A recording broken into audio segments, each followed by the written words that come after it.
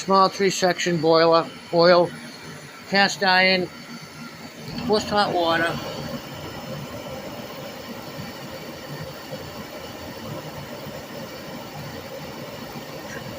electronic control, igniter will drop out.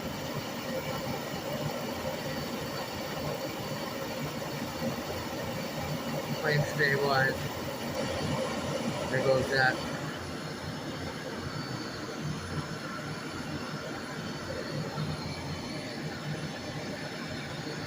Triple aquastat.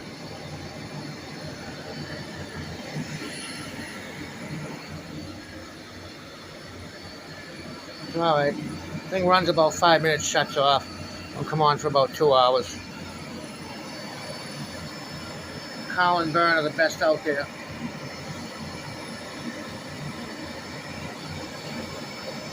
Pump pressure, 170 pounds.